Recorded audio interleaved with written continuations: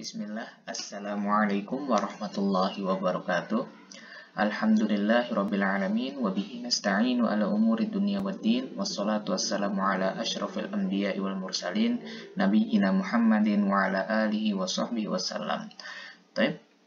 Ayuhat tullabul kiram, kelas 10 MIPA dan kelas 10 bahasa. Insyaallah pada video pelajaran fikih kali ini kita akan membahas tentang bab al-istinja wa adab qada'il hajah, yaitu bab tentang istinja, bagaimana caranya, tata caranya, dan adab-adab ketika qada' al-hajah.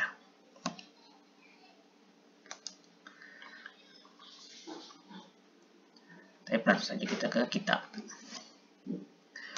Yustahabu idza dakhala al-khala'. Nah, kita disunahkan ketika masuk ke dalam al-khala atau hammam, dalam toilet atau WC. Nah, ini kita mulai dari adab-adab ketika kita ingin buang hajat, ya, qada'ul hajah. Ayyuqaddima rijlahul yusra. Nah, kita mendahulukan kaki kiri, wa yaqul, dan sembari kita mengatakan, jadi sebelum kita masuk WC-nya, ya, sembari kita mengatakan bismillah atau mengucapkan bismillah. Kemudian kita mengucapkan doa, Allahumma inni a'udzubika minal khubuthi wal khaba'ith, ya. Kita mengucapkan doa ini, bismillah, kemudian Allahumma inni a'udzubika, ya Allah, aku berlindung denganmu dari minal khubuthi wal khaba'ith, dari jin-jin laki-laki dan perempuan. Koreksi Ustaz bila salah. Yaitu dia. Jadi ada pertama yang kita lakukan ketika kita sebelum masuk ke al-khala, hammam atau kamar mandi, yaitu kita mengucapkan bismillah, kemudian mengucapkan doa Allahumma inni a'udzubika minal khubuthi wal khaba'ith. Ini kita ucapkan menjelang kita masuk WC. Tapi itu yang perlu diperhatikan. Insyaallah kalian sudah paham semua dan sudah melakukannya di kehidupan sehari-hari. Nah, kemudian bagaimana kalau keluar? Wa idza kharaja minhu. Nah, apabila kalau sudah selesai buang hajat dan keluar, maka kita qaddima al-yumna, kita mendahulukan kaki kanan. Nah, tadi kalau masuk mendahulukan kaki kiri, nah kalau keluar mendahulukan kaki kanan. Waqal, dan sembari kita mengatakan ketika keluar dari WC, Gufronaka, ya Allah, ampuni aku. Dan juga ada doa di sini yang tertera di buku kalian, Alhamdulillahilladzi azhaba 'annil adza wa 'afani. Segala puji bagi Allah SWT yang telah menghilangkan dariku azab, penyakit-penyakit, dan telah mengampuniku. Akan tapi kalau kalian lihat lebih detail di catatan kaki di bukunya, itu hadisnya di derajatnya itu lemah, dan kita menggunakan ketika keluar kita cukup untuk mengucapkan gufronaka. Jadi ketika keluar dari WC kita cukup mengucapkan gufronaka saja. Itu ya. Jadi ketika keluar dari WC kita mendahulukan kaki kanan dan mengucapkan gufronaka. Azuna hadza mafhum ladaikum. Nah, kemudian bagaimana ketika di dalam WC-nya nih? Bagaimana? Apa adabnya kita yang mesti kita lakukan? Di sini disebutkan wa yu'tamadu fi julusihi ala rijlil yusra wa yunsabu al-yumna. Nah, di sini kita disebutkan dalam kitabnya wa yu'tamadu fi julusihi ala rijlil yusra. Kita disuruh untuk duduk di atas kaki sebelah kiri dan wa yunsabu al-yumna, dan kaki kanan diberdirikan. Ya, jadi ya seperti itulah kira-kira. Tapi untuk model duduk seperti ini itu seperti yang Ustaz mungkin bilang di sebelumnya tentang doa keluar WC, itu juga kalau kalian lihat di catatan kaki itu di riwayat hadisnya cukup lemah. Jadi kita cukupkan dengan bagaimana sebagai biasanya kalian duduk ketika buang hajat atau pup atau buang air besar. Kemudian disebutkan di sini juga wa yustataru biha'id aw ghairi. Nah, sebaiknya bukan sebaiknya, dan memang kita ketika buang hajat itu kita tuh menutupi diri kita biha'id aw ghairi, dengan tembok, dengan penutup atau hal-hal yang semacamnya. Jadi tidak asal untuk buang air besar atau di tempat terbuka kemudian banyak orang, enggak. tapi kita berusaha untuk menutup diri agar tidak dilihat dari orang, agar orang lain tidak melihat kita ketika kita buang hajat. Wa yub'idu in kana fil fadha, dan ketika misalnya lagi di tanah lapang atau misalnya contohnya di padang pasir, di tanah lapang, di tanah yang luas, hamparan padang rumput, padang savana, kita tuh agak menjauh sedikit, tidak di tengah-tengah padang pasir atau itu. Kita agak menjauh, memojok dikit, cari tempat yang kira-kira sepi, di situ yang tidak banyak lalu lalang. Mungkin kalau contoh seperti kalau kalian naik mendaki gunung Rinjani, mungkin pengen buang hajat, pengen buang air besar, mungkin kita cari tempat yang kira-kira di situ agak semak-semak dikit, yang kira-kira kalau ada orang lewat itu kita tidak kelihatan di situ. Nah, kira-kira seperti itu contohnya. Itu ya, jadi adab-adab kita ketika kita buang hajat itu, kita sebaiknya menutupi diri, cari di tempat tertutup.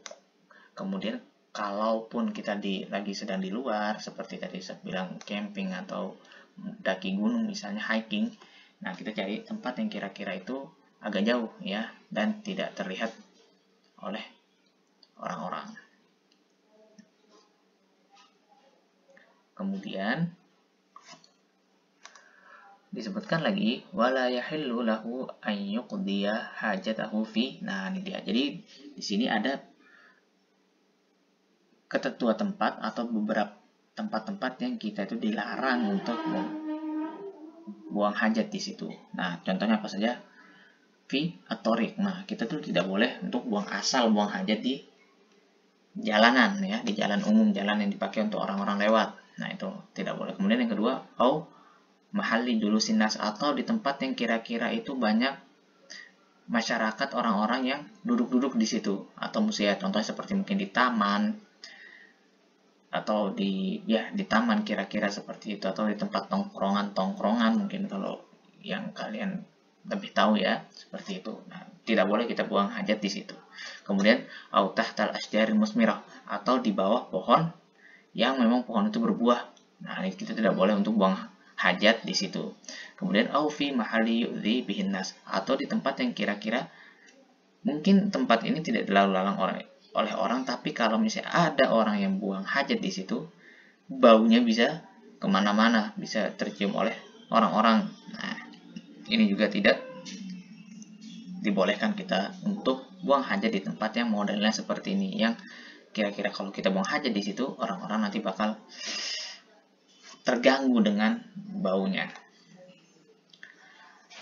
Jadi yang pertama adalah kita tidak boleh untuk buang hajat di thorik, di jalanan. Kemudian fi mahalli julusin nas, di tempat orang-orang itu banyak duduk-duduk. Kemudian tahta asjaril musmirah, atau di bawah pohon yang berbuah. Kemudian fi mahalli yu'dzi bihin nas, atau di tempat yang kira-kira kalau ada yang buang hajat di situ, para tetangga atau masyarakat sekitar bakal terganggu dengan baunya. Nah, kemudian disebutkan lagi wala yastaqbilul qiblah aw yastadbiruha hala qada'il hajah, dan tidak menghadap kiblat atau membelakanginya ketika sedang buang hajat. Di qauli sallallahu alaihi wasallam, sebagaimana yang disabdakan oleh Nabi kita Muhammad sallallahu alaihi wasallam, idza ataitumul gha'id fala tastaqbilul qiblah bi gha'itin wala baulin wala tastadbiruha walakin syarriqu aw gharribu, muttafaqun alaih.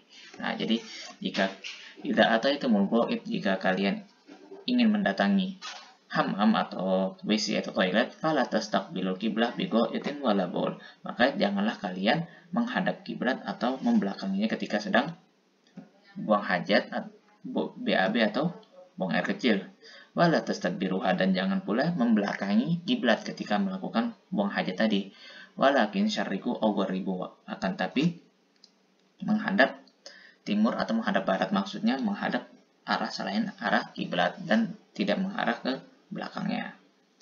Nah, ya, jadi seperti itu. Tapi kalau lebih detail lagi, jadi hadis ini ya tentu saja kita tidak dibolehkan untuk menghadap kiblat kemudian membelakanginya ketika buang hajat di tempat yang terbuka. ya di tempat terbuka. Adapun kalau kita buang hajat seperti zaman kita sekarang yang dimana tempat buang hajat, hammam, WC, toilet, lavatory dan atau lain-lainnya, itu semua sudah dalam bentuk ruangan. Nah, di sini para ulama berbeda pendapat, dan pendapat yang kuat itu menyatakan bahwa kita boleh kalau WC-nya itu berbentuk ruangan seperti yang ada di rumah-rumah kita sekarang, itu boleh kita buang hajat menghadap ataupun membelakangi kiblat, itu tidak masalah. Ya, karena ada juga hadis yang diriwayatkan ketika Nabi Muhammad SAW menginap di salah satu rumah istri beliau. Di situ disebutkan bahwa Nabi Muhammad SAW buang hajat itu menghadap kiblat. Ya, kira-kira seperti itu. Koreksi bila salah.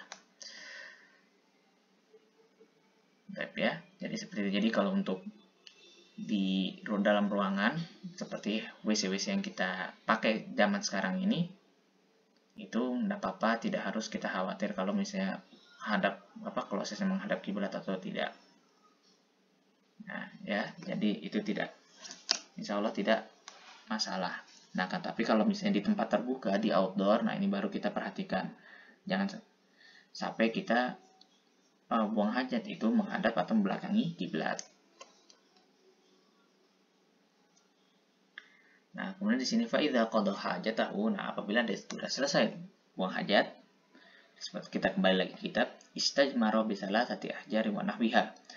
Di sini suruh istajmar. Nah, jadi istajmara maksudnya kita bersuci menggunakan, membersihkan kotoran tadi menggunakan bersuci tadi menggunakan batu ya. Bisalah tati ahjarin wa nahwiha tunqi al-mahal. Nah, kita membersihkan dengan 3 batu atau semisalnya 3, 5, 7, kemudian tunqi al-mahal, dan juga kita membersihkan tempatnya di sekitarnya, misalnya yang terkena kotoran itu. Summa stanji bilma.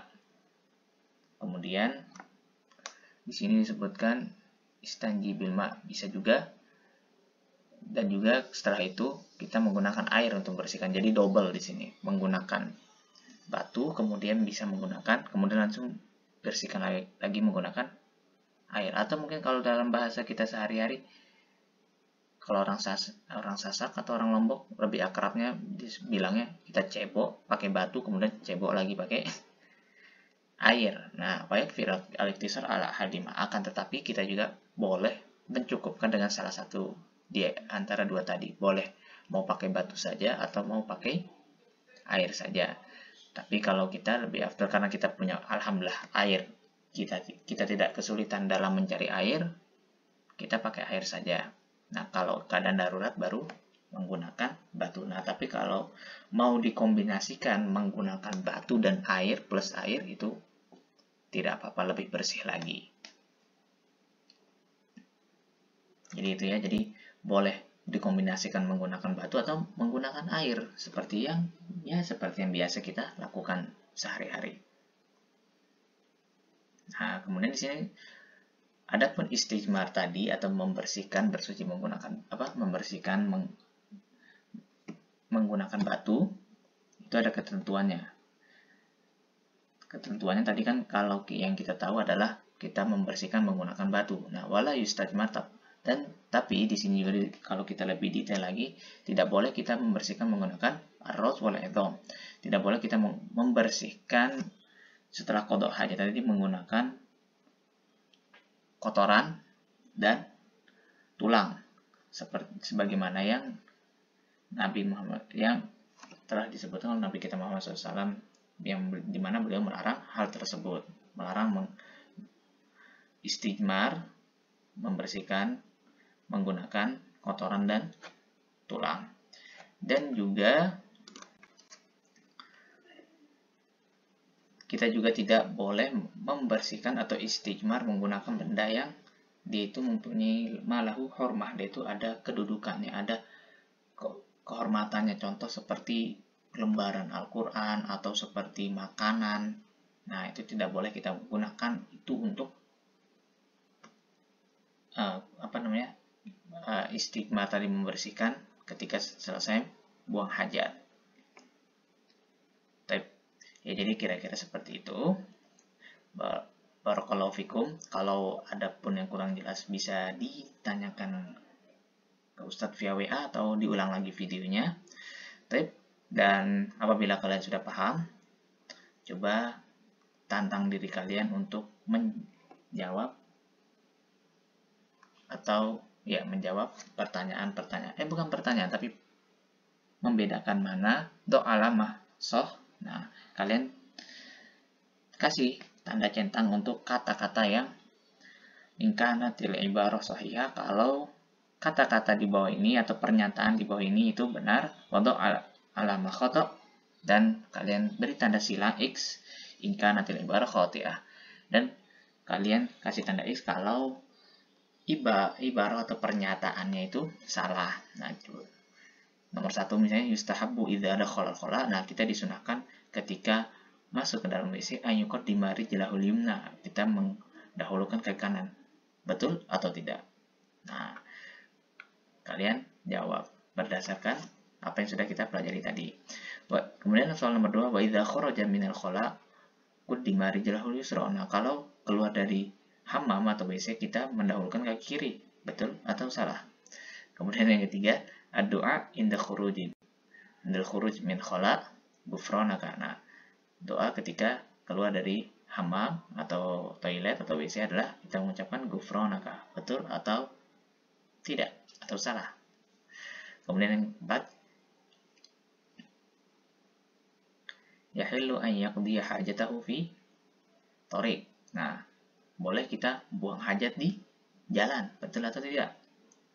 Kemudian yang kelima, wala yajuzu yustajmar birrosi wal izam. Nah, dan kita tidak boleh beristigmar menggunakan kotoran, dan juga di sini kotoran dan izomat, tulang.